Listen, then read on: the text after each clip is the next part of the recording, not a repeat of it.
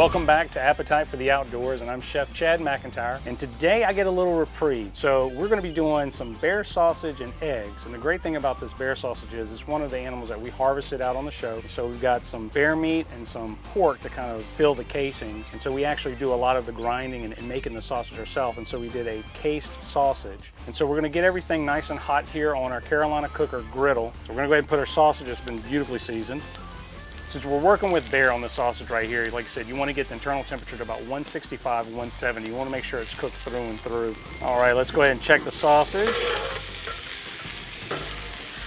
Perfect. And what goes better with sausage but a couple fried eggs? Use a little bit of the Carolina cooker Cajun seasoning. Toast off an English muffin. I'm going to make a nice little sausage sandwich here in a second. All right, we've got our English muffin toasted. Let's go ahead and get this guy off. Nice, easy, quick, we love breakfast around here type of dish. Nice spiciness from the sausage that Chris and the guys make, and nice toasted English muffin here. This is just another fantastic way to utilize some great ingredients. As always, it's great to take wild game out in the field, but it's even better when you can incorporate it into a dish.